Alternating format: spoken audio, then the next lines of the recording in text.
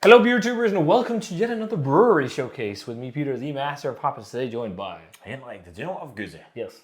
And we're showcasing a Danish brewery called Skuldborg Bryghus. Skuldborg Bryghus. Skuldborg Bryghus. I got this in the mail. Wrong way around. Look at that box set. Oh my lord. You can open it and it had 4 different beers in a glass. And if you've never heard, if you're not from Denmark, you probably do not know what Skuldborg Bryghus is or what Skuldborg is. But Skuldborg is a city that hosts a very famous radio station in Denmark called Radio with an 8. It's a fantastic satire podcast. It's called Undskyld vi roder. Sorry for being messy. Yeah. And it's about the startup of this radio. And there are some really fun characters and stereotypes that's really nailing people from Jutland a lot. Yeah, it is. And you know, Skuldborg, just for your information, Peter, Skuldborg is a fictional place. Doesn't exist. Okay. I thought it was... it's real. Det er helt rigtigt. Der kommer den brugmester, han er tysker, Reinhard, han laver øl her. Og Reinhard Weibhauer is the brewmaster of Skuldborg Bryghus.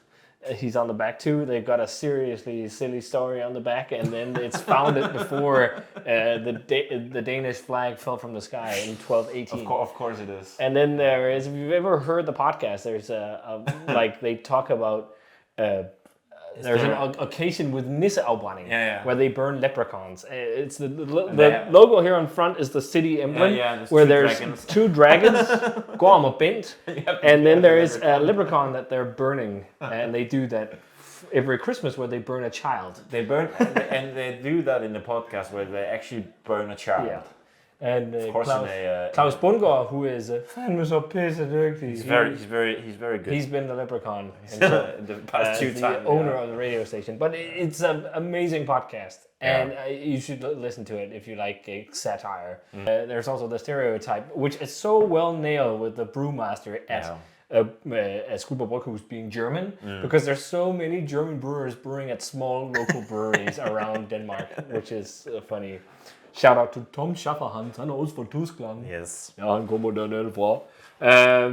So yeah, and du kan putte den i dit hul, så den bliver kold. Den øl.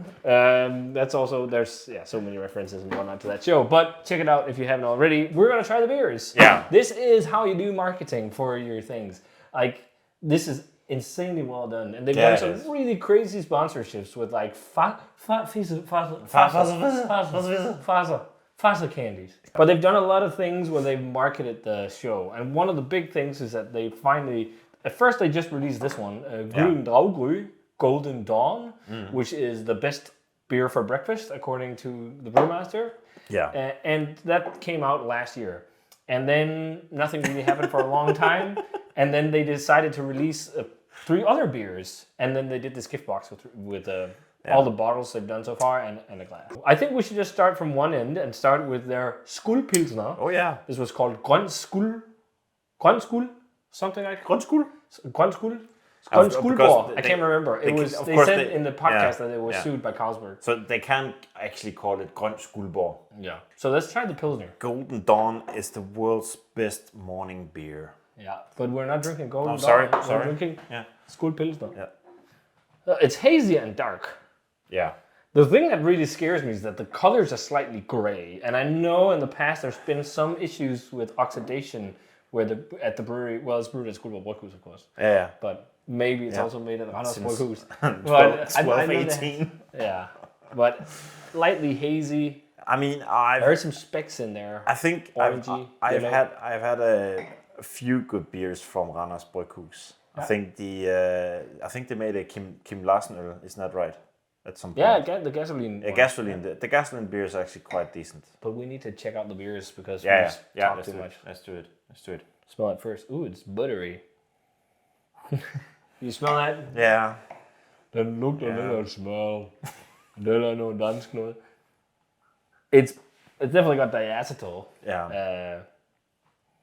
Yeah, this was kind of what I feared. Ah, I yeah. think this is, they've got oxidation issues. You can see it on all the beers. They're slightly gray. I mean, also for the stereotype of small local Danish I mean, breweries. they're nailing it pretty good. Yeah, because there's so many small local Danish breweries that's called a city name and then Yeah. Bryghus Brewery that It's- makes kind of quite subpar beers. It's more in the marketing than in the beer. Yeah, well, let's try it. Yeah. It's pretty much just like butter. Yeah, but I can see the grayness. True. Yeah, it's definitely buttery. Buttery and peppery. A little bit of Margarine. sweet malt. Cardboardy as well. Yeah, there's definitely oxidant going on. It feels very flat as well. Like not in terms of carbonation, but it kind of falls flats on the palate. Yeah. It's definitely an onset of oxidation. Or maybe they're all pasteurized and there's still a little bit of oxygen in bottles, and then you flash it really quick and you get a quick oxidation. That's not a great Pilsner, especially compared to, like, I would rather have the supermarket Pilsner we had before this. Oh yeah, much rather. But it's really weird because it seems like it's pretty good carbonated, but it really falls flat. Yeah, but it has like a slight gray hue. I'm sorry, Skuldborg. I hope this is just a bad case. Usually your Pilsner is pretty great. This is just a bad case of a bad We've bottle. heard so many great things from the podcast about this brewery. Yeah. So let's move on to Dortmunder Export. Oh yeah. Lys Lagerøl. Is there any 5.6%? The other one was 4.7.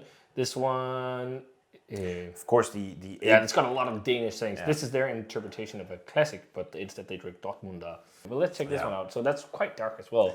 of course More orange. the most important thing about the beer is also the ABV, of course. Yeah. It's the Lys Lagerøl. Slightly hazy. I think this one smells better. It's slightly caramelly. But also like slightly cardboardy and papery. Den smager bare gasse. Let's try it. Yeah.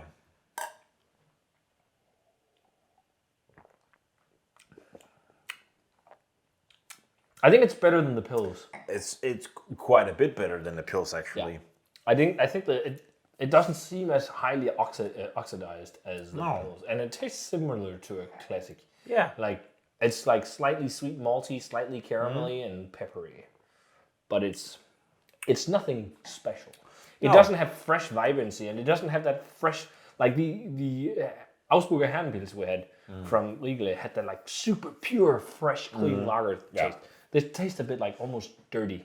Like, I don't know, but maybe it's because there's some yeast in or whatever, I don't know. It's quite sweet as well, to be honest. Yeah. Which But I don't think it's too sweet. no, it's not too It sweet. has some bitterness. There is a good bitterness, and there is Yeah. some floralness.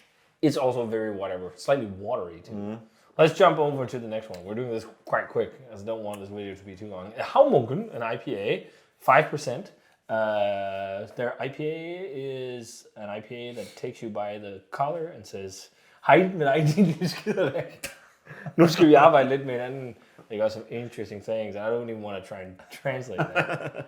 So yeah, and they compare it to a Havmunk from the depth of the sea. But yeah, they've talked about this one on the podcast too. I think they've talked about I think they've talked about all the beers on the podcast. Havmunken means sea monk. Yeah. This one looks like a really old school IPA. Like it's really dark amber. Most IPAs are not these colors. No, not anymore. Not anymore. Yeah. It smells almost like an English IPA. Like it's floral and nutty, caramelly. It smells all right. Let's try it. It's kind of like a bready maltiness to it as well.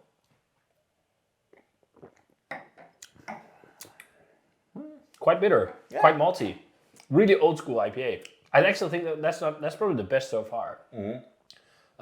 This tastes like an IPA brewed like 10 years ago. Like heavy on crystal, or not heavy on, but there's definitely crystal malty kind of flavors. Or just like, it's like a slight caramelly nuance. And then some like sweet bready malts and then like bitter floral citrusy hops. But I'm glad that it isn't sweet. I mean, it has a good snappiness as well. Yeah, it's like Yeah, it's quite old school. It's also a bit watery like the rest, but it's also only 5%. Let's jump over to the start of the show. Gylden Daggry, the Belgian Dubbel. The best morning beer in the world, 6%. I think actually it was stronger the first batch. I'm not entirely sure. I don't know. It's a secret technique. It's brewed according to whatever. But yeah, Belgian Dubbel, and it's. Yeah, I mean, some Belgian Dubbels are light like this one, light brown. It's actually pretty much the same color as the IPA. Yeah, maybe a little bit darker. Yeah, we'll see it up. But it's okay. Oh, very light. I think it's also a little bit buttery, isn't it? Yeah. A little bit buttery. There is a touch of Belgian yeast. There is some spice or something, but it's really light. It's really, really light. I mean, yeah, but you know, I mean, you definitely know what it is. Or it's beer, yeah.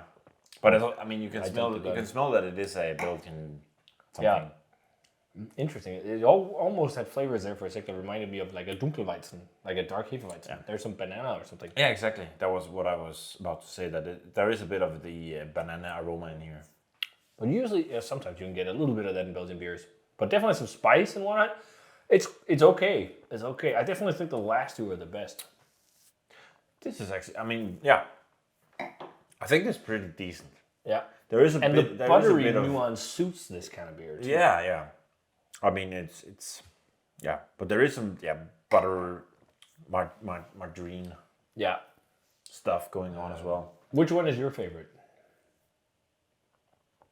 I think this one. Yeah, I think I might lean to then that the one IPA. as well. I mean, they're actually probably in order. Yes, in order of how much we like them. I think so. Yeah.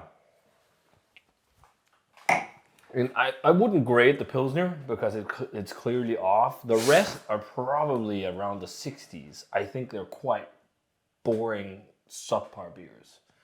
Like you need at least a 50 to pass, so I'm not going to completely flunk them. No. Besides maybe the Pilsner because it seems off, but I don't want to rate that one. But yeah, it's around the 60s something. It's just marketing. Yeah. Really, great marketing. 100% marketing. And they've done a great job on the bottles as well. Yeah. I love the bottles. Yeah.